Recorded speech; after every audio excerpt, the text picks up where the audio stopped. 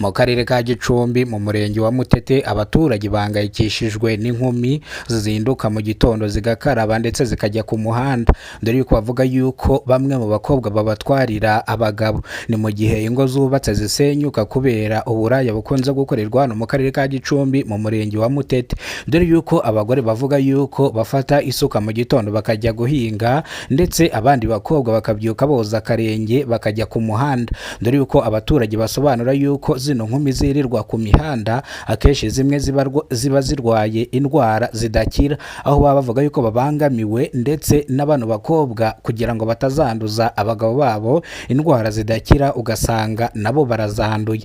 Mu ijwi rirambuye bano bakobwa bavuga yuko nta kazi bagira kandi nta tundi turimo bakora, bavuga yuko koza akaguru bakajya ku muhanda ari byo bashoboye, dore ko bavuga yuko bafite igishoro Imana yabihereye.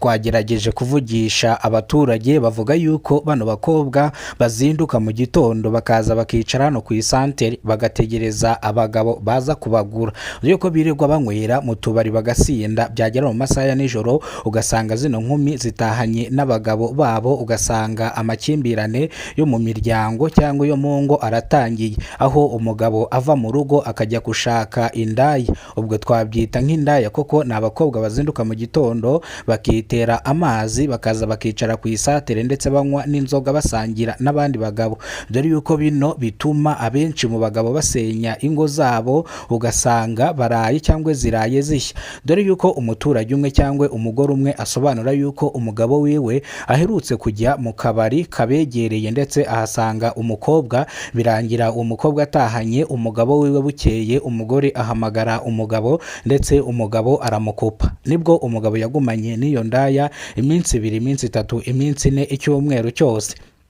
Umugore arangije afata umwanzuro wo kujya kubaza ku kabari begeranye, nibwo umucuruzi ucuruza akabari yabwiye uwo mugore ati umugabo wawe yatahanye na Korodina usanzwe ukora akazi ko kwikorera. Nibwo umugore yateye intambwe cyangwa afata iya mbere ajya kwa Korodina usanzwe wikorera ukora akazi k'uburayi. Mu kuhagira ahasanga umugabo wiwe ndetse umugabo we niyatunguwe no kubona umugore wiwe ahageze. Uyu mugabo icyo yahise yahise agenda yicarana n'iryo habara, ndavuga iyi ndaya, baricarana umugore areba. Umugore arangije abaza ikibazo umugabo wiwe, aramubaza ati mugabo mwiza waje tugataha? Umugore arumirwa, umugabo amusubiza atya, ntago nzongera kugaruka mu rugo rwawe, koko ruriya rugo nta byishimo njya ndubonamo, kuba ndi hano nibwo nishimye kurenza uko nakwishima ndi hano iwanjye. Umugore abaza umugabo impamvu avuze bino. Umugabo asobanura ko abaza umugore we ati duheruka gukorana ibintu by'abantu bakuru ryari, ndetse umugore aramusubiza ati mugabo mwiza nimba ari icyo kibazo ufite ndaza kugikemura.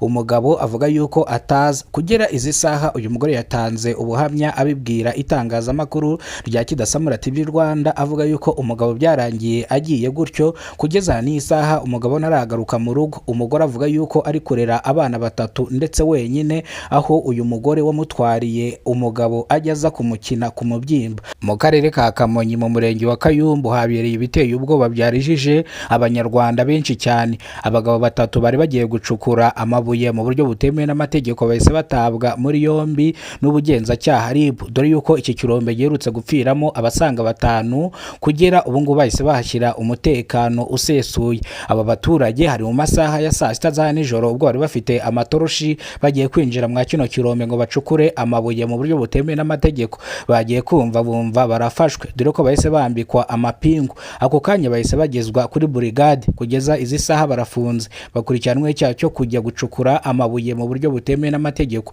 Ndio ko iki kirombe cyahagaritswe ku mugaragaro izuba riva, ndio ko abaturage basabye ubuyobozi bw'akarere ka Kamonyi ngo haze rwiyemezamirimo watanga akazi bakajya babona akazi bakora, kubera yuko nta kazi bafite birirwa bicaye. Ndio ko abaturage bandi basobanura yuko hano mu kagari kabo akazi gahari, ahubwo imico cyangwa imyitwarire bishyizemo kujya gucukura amabuye y'agaciro itajya ibava ku mutwe. Abaturage basobanura yuko umukire uturuka mu mujyi wa Kigali witwa Kabaka ariwe nyirabayazana w'ibintu byose, dore yuko aza akabasigira amafaranga kugira ngo bazamuhereze amabuye y'agaciro.